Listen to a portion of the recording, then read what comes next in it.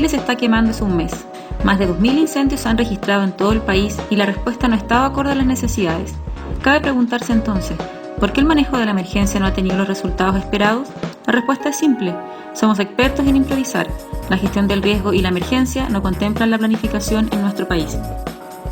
Desde 1570 a la fecha ha habido más de 113 terremotos con magnitudes superiores a 7 en la escala de Richter, alrededor de 60 erupciones volcánicas, más de 150 inundaciones e innumerables incendios forestales cada año que han generado diversos efectos sobre la población, destruyendo en varias ocasiones ciudades completas. Con este historial, resulta incomprensible que no exista la institucionalidad necesaria para gestionar el riesgo y la emergencia. Evaluar sobre la marcha si las capacidades ofrecidas cumplen o no con lo necesario para combatir la emergencia es impresentable.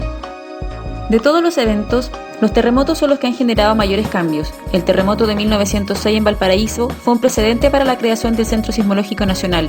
Luego vinieron el terremoto de Chillán y el de Valdivia en 1960, siendo el más grande registrado por la humanidad. Pese a estos grandes desastres, recién en 1974 se crea la Oficina Nacional de Emergencia del Ministerio del Interior, ONEMI, 14 años después del mayor terremoto registrado en el mundo. Dado el contexto internacional, en la década de los 90, donde la palabra riesgo comienza a tener relevancia, comienza también en el país la necesidad incipiente de migrar la mirada desde una visión de respuesta a una visión de prevención.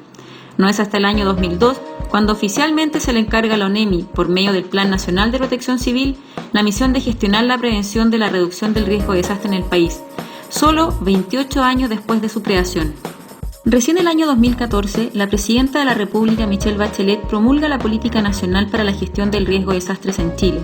En ella se establecen las principales acciones que debiera seguir el país en estas materias, con el objeto de minimizar los impactos de los desastres y mejorar la resiliencia de la población afectada por ellos. Sin embargo, hasta la fecha, la ONEMI aún no cuenta con un plan nacional de emergencia. Los encargados municipales de emergencia son trabajadores con múltiples funciones, dentro de las cuales la emergencia es solo una más, y no cuentan con las capacidades necesarias para responder, menos para planificar. Pero, ¿qué es lo que se debe planificar entonces? Existen dos tipos de planificaciones que son vitales a la hora de gestionar el riesgo y las emergencias. Una tiene que ver con la planificación territorial y los instrumentos de desarrollo local, y la otra con las capacidades para responder frente a una emergencia. En relación a la primera, en nuestro país, los instrumentos de planificación territorial no consideran el riesgo de desastre como un factor de retroceso en el desarrollo económico de las localidades. Según ONEMI, solo entre los años 2015 y 2016 se gastaron alrededor de $110 millones en acciones de respuesta de las grandes emergencias, generando una reasignación de los presupuestos locales y nacionales, afectando la planificación de desarrollo territorial definida con anterioridad. Otro factor importante en el desarrollo de eventos desastrosos en el país ha sido el inoportuno manejo ambiental. La constante adaptación del entorno natural a las condiciones de habitabilidad que requiere la sociedad ha generado la modificación de cauces de ríos, estabilización de laderas y deforestación del suelo, entre otras. Un ejemplo de lo anterior es lo ocurrido en la ciudad de Copiapó el año 2015, donde fuertes precipitaciones provocaron que el río Copiapó recuperara su cauce normal, arrasando con 2.000 viviendas que habían sido emplazadas dentro de este, dejando más de 35.000 afectados. Las obras de infraestructura redujeron su cauce y los puentes construidos no consideraron periodos de retorno de 20 o 30 años, lo que facilitó el desborde del río actuando como verdaderos diques. Los eventos desastrosos que hemos tenido en el país han sido consecuencia de una falta de gestión prospectiva, donde la planificación no está orientada a evitar nuevas vulnerabilidades. El desastre que dejó el incendio de Valparaíso ocurrido en 2015 es un claro ejemplo de lo anterior. El 12 de abril se desencadenó el mayor incendio de interfaz estructural que la historia de Chile recuerde. En esa ocasión, 2.900 viviendas se quemaron por completo, dejando a 12.500 personas damnificadas. La misma situación se repitió el 2 de enero del año 2017, dejando más de 140 viviendas destruidas. Llama la atención que a pesar de haber sufrido estos desastres, las autoridades autorizaron la instalación de viviendas nuevamente en el mismo lugar, sin haber tomado ninguna medida de mitigación que evite o disminuya los impactos de un nuevo incendio. La alta concentración de viviendas, el material ligero de las construcciones y la falta de planificación fueron y serán las causantes del desastre. Por otro lado, la planificación de las capacidades tampoco se encuentra desarrollada ni internalizada por los tomadores de decisiones. Saber qué se requiere y quién tiene los recursos es vital para planificar una respuesta adecuada. Si las capacidades locales no son suficientes, se utiliza el término de uso escalonado de los recursos.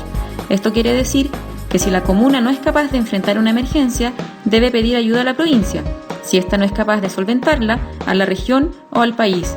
En el caso de que el país no pueda enfrentar la emergencia, que en ese momento pasa a ser catástrofe, Se pide la ayuda internacional, pero para poder utilizar este concepto es crucial tener claramente identificadas las capacidades en cada uno de los escalones.